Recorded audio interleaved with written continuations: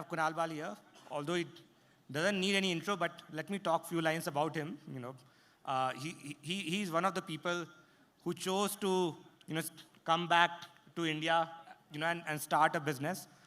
He started Snapdeal, has seen various cycles of boom and bust in the ecosystem. He has worn an investor hat for quite some time and has invested in really blockbuster companies and seen multiple returns. He has taken Unicommerce IPO recently, which has been a significant event in the startup ecosystem. And then now he has also been an investor at Shark Tank. So I think in last a decade and a half period, Kunal, you have really been there, out there, and been at it and doing everything, not just as an operator, but also as an investor, right? I would ask you, you have seen so many cycles now, right? And you have seen the heady days earlier, and you are seeing the times now, right? If you truly understand the pulse of the Indian startup ecosystem, if I can say so, right?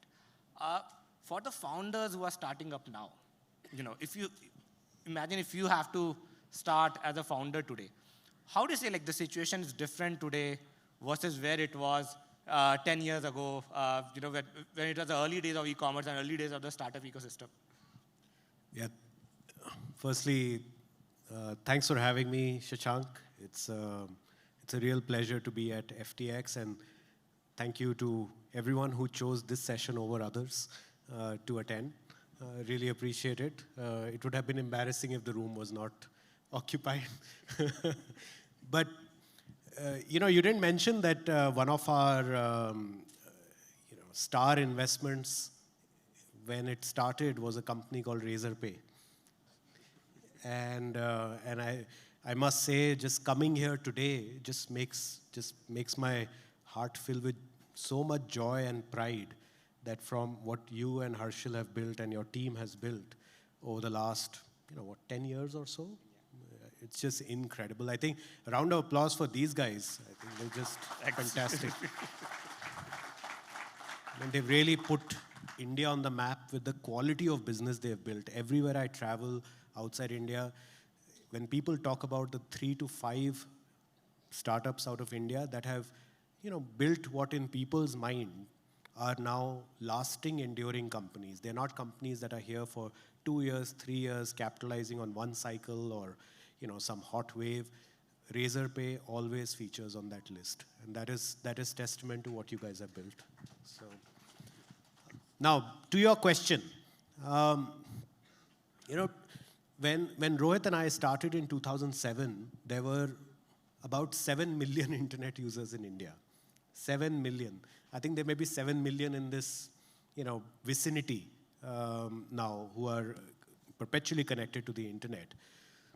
So you can imagine that over an 18-year period, going from 7 million internet users to close to 1 billion internet users and nearly 1 billion smartphone users in our country, people often will say, what has changed? Everything has changed, right? And everything will continue to change. The big difference now is that you are no longer limited by, are there enough users? Is there enough capital? Is there enough spending power? These are things we actually had to think about. We used to debate with investors we would pitch for capital to that, whether there are 25 million e-commerce buyers in India or 50 million e-commerce buyers in India. Those are the type of debates you used to have. Now those debates are not necessary. Now it is only about, are you building something of value to the end user or not, whether it's a business or a consumer. And that is so liberating as a founder, as an operator, that you no longer have to worry about depth in the market.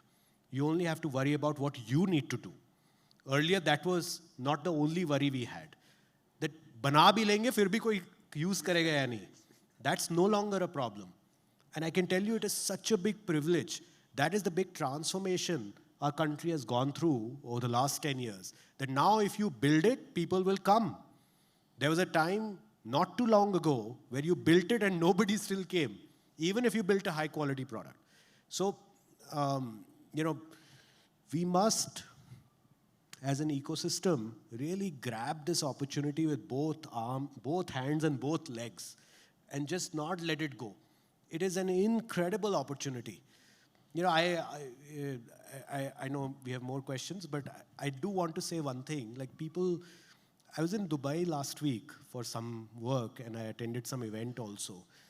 I sense like there were a bunch of non-Indians there and some Indians settled outside India who, were expressing some skepticism about India, where they were saying, yeah, we've seen this before, like India's shining and India this, India that, but it's always like broken promises, right? Like 1 step forward, 2 steps back, or 1 step forward, 5 steps back.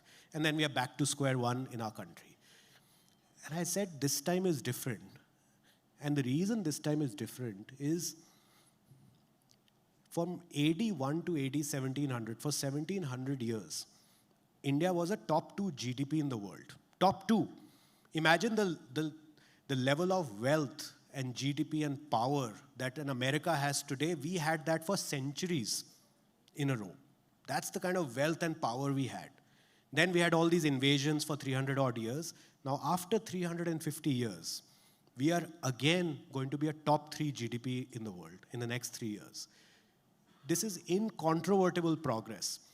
Like in absolute and relative, we have not been this large for 350 years. Nobody we know has been alive for that long. So none of us have seen this before. So we must capitalize on this opportunity because this time is not coming back. So let me ask you this, right? There's been a lot of progress. There's absolutely no doubt, right? But if I talk to a founder today, right, or if I talk to an aspiring founder, right, some of them think that like a lot of ideas are already done. Like like the roti kapda makan, like e-commerce is done, food is done, logistics is done, right? And then I think statistically, right, today raising funding is probably more difficult than what it was like 5-7 years ago when there used to be like a lot more indiscriminate funding, right? And you have seen those days as well. And now there are like some real tough questions that VC ask in every pitch, and founders go through a lot of scrutiny as well. It depends on which VC. I think all of us watch Shark Tank as well. So no, but I think my question is like, what is this opportunity, right? What is this opportunity? What does this mean? Like, what kind of ideas do you think there's a lot of opportunity for growth there, especially in the backdrop of a lot more public companies, a lot more tech companies also which have a lot of scale today. Yeah, no, that's a very, very fair point. Like, I think building one more payment gateway, for instance, starting today, may not be the best opportunity, right? Like, because there are, when you have Razorpay, why do you need anything else, right? But he didn't pay me for these plugs, by the way. These are all organic and natural. But that is true, right? There's a moment in time when the X for India, most of the businesses were the X of India, right? Like Stripe of India, Uber of India, Amazon of India, so on and so forth. There will be some of those opportunities on a going forward basis also, because some smart founders somewhere in the world will invent some business model that we'll all look back and say, oh, why didn't I think of that? And then smart founders will, adapt those business models for our country.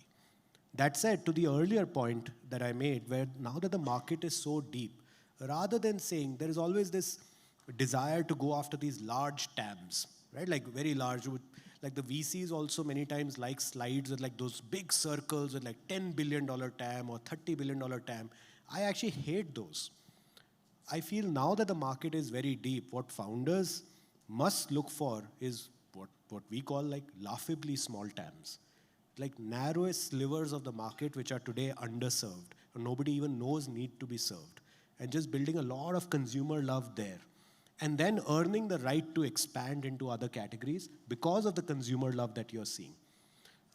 So I think it's a different time in the arc of India's startup ecosystem, but that doesn't mean that there is less opportunity. I actually feel it is more opportunity where you're no longer, if you became the X of India, like some business model transplanted, and you became the number 1 player, there's probably no room for number 2, number 3, or at least not number 4, number 5.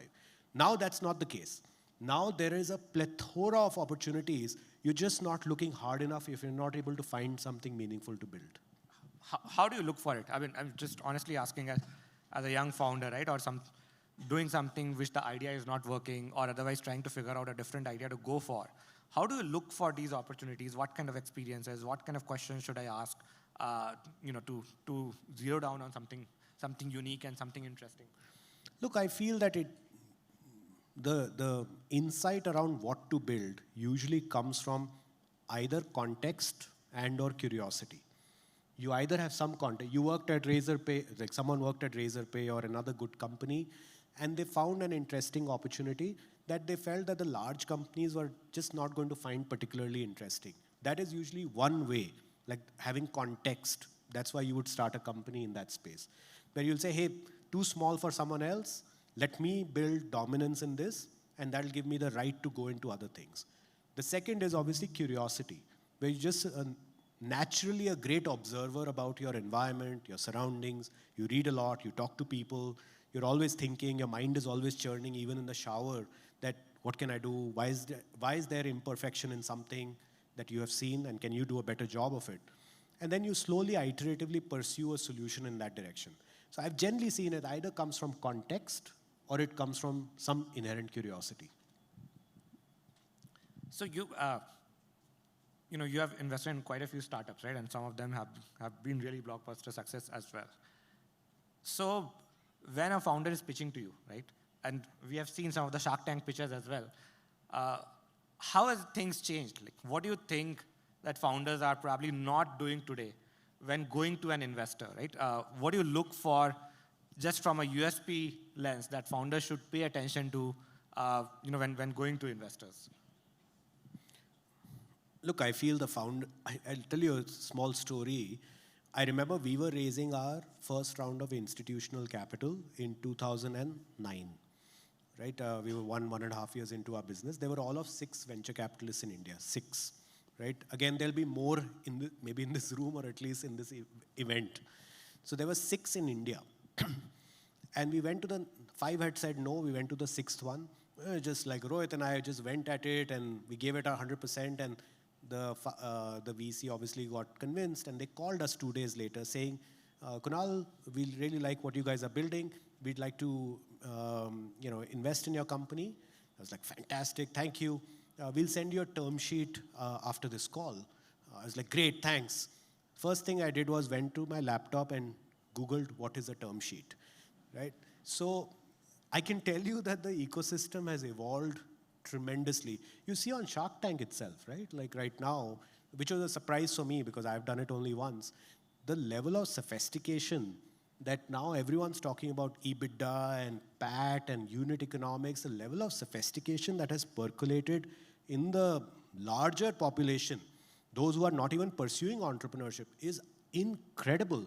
And like role model companies like Razorpay and others, as well as a mass media show, have played a big role, obviously, in it.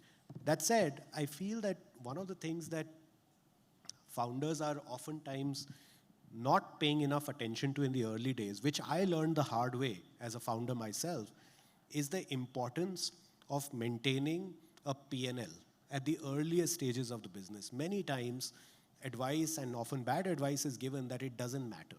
It doesn't matter in the early days. It always matters. It matters from month 1 of the business. So just having financial rigor in the way you're running your company plays a very big role. We've invested in 300 companies across every sector across the last 15 years. I can tell you every company in our portfolio that has worked had that rigor from day one of maintaining a proper MIS and financials every single month of their existence. It's not a sufficient condition, but I can guarantee it is a necessary condition. So on that point, I think during the early days, there needs to be a lot of focus on growth, right? And finding product market fit, selling to customers or onboarding consumers by whatever means possible. So what does that look like? I mean, just finding that product market fit. You have invested in so many companies. Just what are some of the attributes that founders display, while maintaining that financial rigor, for example? That's probably one important thing, right? But what are some of the common things that you think founders need to do? And also some of the mistakes that people make, especially in their first initial 1-2 years after launching the product when they are going after customers?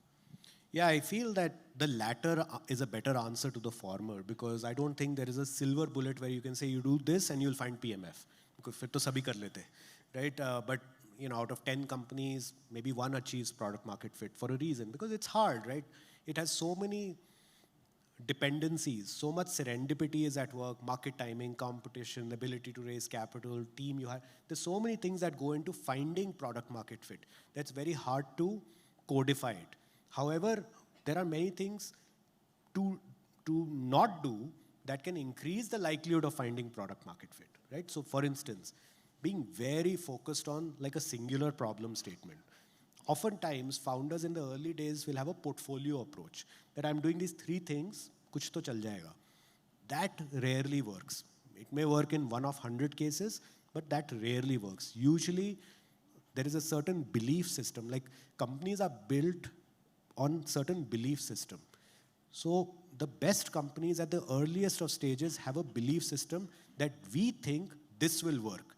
And then they just pursue that like mad. And they put very strong guardrails on the left, on the right, up and down, and just pursue that till the time there is sufficient evidence it is absolutely not working. And that requires a tremendous amount of discipline and intensity and also drowning out many voices around you who are saying, ye bhi exciting hai, wo bhi exciting hai, let's do 5 other things. So, excellence comes with focus. So that focus is very important, and we tend to see there's a high correlation of companies that work out and become successful and focus from the earliest stages. Second is just discipline around unit economics. While there may not be heft in the P&L, it may not be doing 100 crores of revenue. It may be doing 5 lakhs of revenue a month. But there is discipline around what the shape of the P&L should look like. What should the margin be? What should the contribution margin be? The absolutes are not important. The shape is very important. Because the shape of the P&L of a business usually doesn't change dramatically over time unless the business itself changes dramatically. Which anyways means you're in a different business, you've pivoted, etc.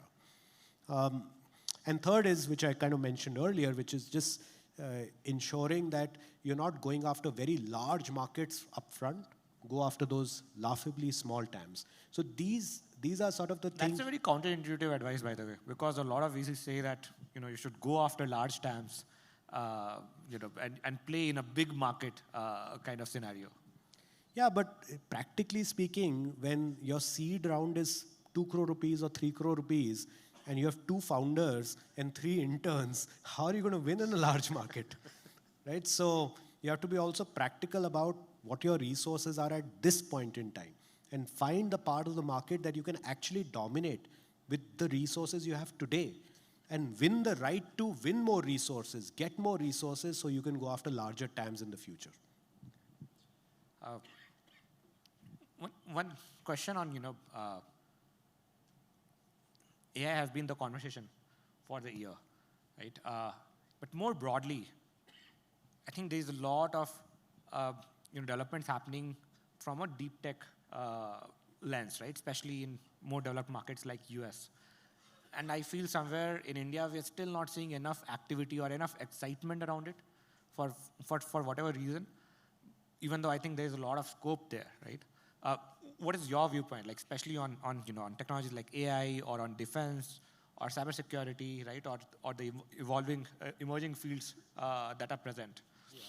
So I don't fully agree with the premise that not enough is happening, at least maybe because those businesses that are at the bleeding edge are still relatively young and are getting funded as we speak by people like us. We haven't seen them break out or come into national parlance or industry prominence yet. But I can tell you that is happening. I mean, we are funding many such businesses, so I'm sure so are other companies, other VCs, other investors are funding, cutting edge deep tech, AI, etc. businesses. I can give you examples of companies that are already breaking out, like companies like InVideo, right, which was one of the companies we had seeded back in 2017. They are doing, I think, 60 million ARR out of India and like almost profitable and like a pure play AI company, right? So there are examples, and I can tell you that we have just seen the tip of the iceberg right now. There is a lot more happening under the ocean level, which will come into prominence in the coming weeks and months. So it makes sense today to start a deep tech startup or an AI startup, and there is a lot of scope for that to make progress in India. And a lot of VCs are also excited about it. I feel there is scope in everything in India. You have to see what is your right to win in whatever you've picked. It is so fertile right now. The level of fertility that exists in the Indian market is outstanding. And as an operator who has seen, you know, long patches of relative infertility in the market in terms of, as I said, like you're doing something and there's just no action is happening, no reaction from the market. That's not the case anymore. And hence, I don't think there's anything that is a bad idea or not worth pursuing. There's tremendous opportunity. One last question before we open up for Q&A, right? You have taken Unicommerce IPO now, right? What's been your learning from that? I mean, running multiple businesses and then taking Unicommerce IPO, how do you see the broader investor market, right, reacting to startup IPOs and the sentiment there? Yeah, look, the biggest coming of age moment for a startup ecosystem is companies starting to go public on a regular cadence. Why is the European startup ecosystem, like if I asked you guys, name 15 great European tech startups, you'll struggle after like Adyen and Booking.com, like you'll start struggling after 5 names, right? So why? There is no vibrant public market ecosystem for tech companies in Europe. Same with many other parts of the world. But in China, it's there. In the US, it's there. And now we have it in India also. That I can tell you is going to be the biggest driver. Like today, my sense is the pure like new age tech companies, I'm not including IT services, etc. New companies, about 30, 35 are going public every year already. 3-4 years ago, in 21, there were like 5-10. There will be a time, not too long from now, where we will have at least 2,500, 2,000 to 3,000 listed new age companies that have been started in the preceding 15, 20 years. They are going to be the bedrock of India's startup ecosystem. And at least our thought process with Unicommerce was that eventually there will be a lot of software companies that will go public. There was this obsession of taking companies from India, domiciling them in Singapore or domiciling them in Delaware. Now all those guys are realizing that there's a moment of reckoning. The real market is India. The excitement for tech is in India. And there is an insatiable demand in public markets for tech companies in India to go public. And our big learning with Unicommerce was that, look, it's not necessarily that you have to be very large to go public, but you need to have a novel story. It has to be very clear what is your right to win, right to exist in a market. You need to have a lot of discipline in running the business. So it should be profit-making business. So you're not spending 70% of your time explaining to public market investors, when will you become profitable? Because that takes away from telling the real story about the business, that what are you really building here? What is the problem you're really solving in the market? And the third is not being greedy, not pricing an IPO so high, not trying to raise more money than you deserve to raise, and maybe leaving enough money on the table for investors and raising less money than you actually think you can raise. And just, it's all first principles. There's no rocket science here. And I feel this is incredibly replicable. And looking at companies like Unicommerce and a successful IPO that it had last year, I know there are dozens and dozens and dozens of software founders, many in our own portfolio, that are now looking to take their companies public in India. Cool. I think we'll quickly take 2 questions before wrapping this up. Can you pass the mic?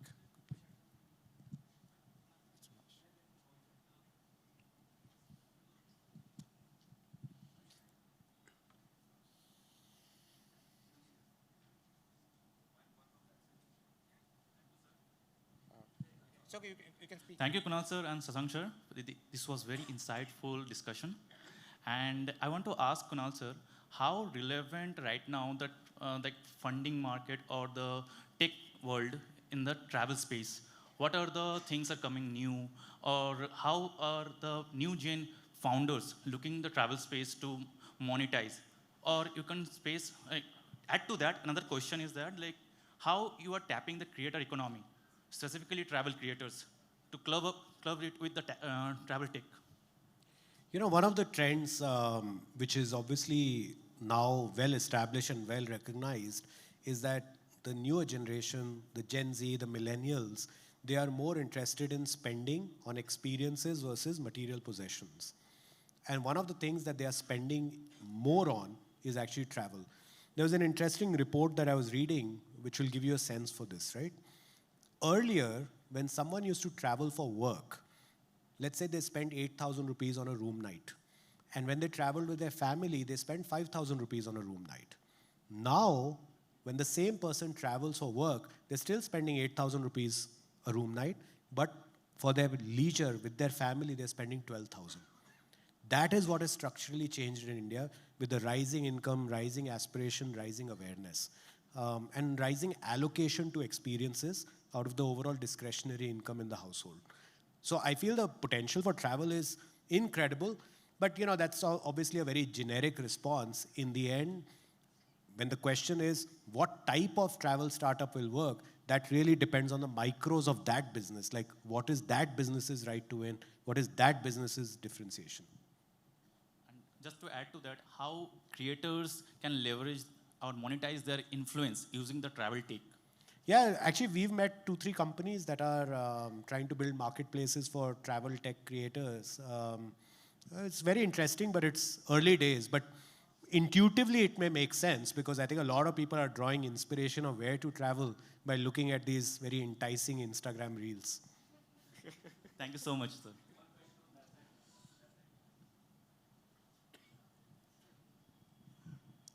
Good afternoon, Kunal and Shashank. It's We are running short on names here. Yeah.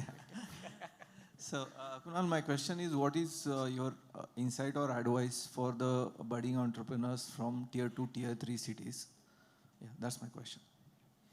Yeah, look, I think that's a great question. And to be honest, like going on Shark Tank this year, I didn't know what to expect. I'd seen a few episodes before, but I didn't know what to expect.